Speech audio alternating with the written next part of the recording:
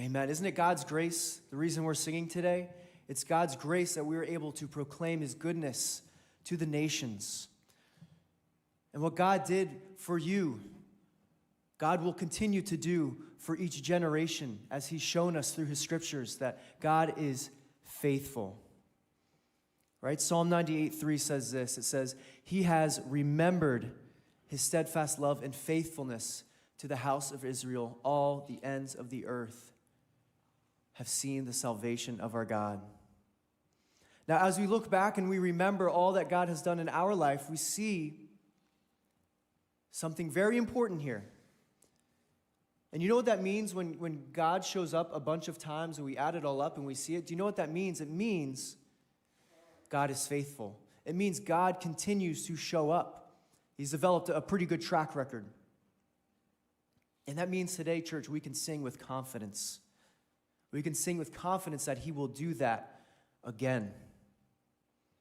It means if today we're questioning, we're wondering if God's really going to show up in my life right now and what I'm going through, we can trust that he will. We can have confidence that he will. But we have to let him show up, right? We can't expect to sing for joy at the end of a storm if we're not willing to let him do his work in the middle of it.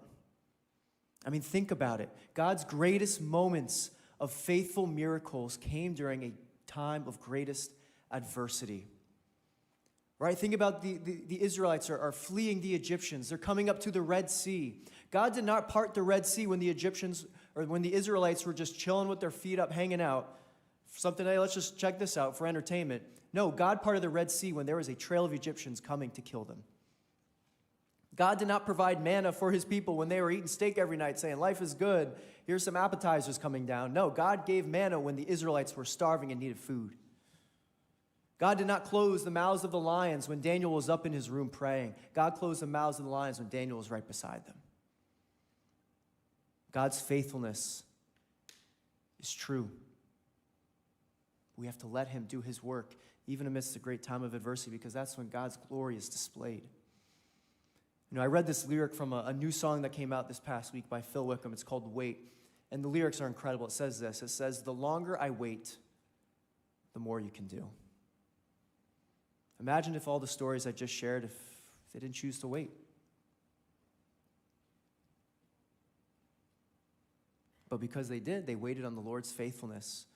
They were able to rejoice. They were able to sing with confidence. They were able to sing with joy. And we see how God was faithful to each and every single one of them. And what's amazing is the God we are worshiping today was the same God then.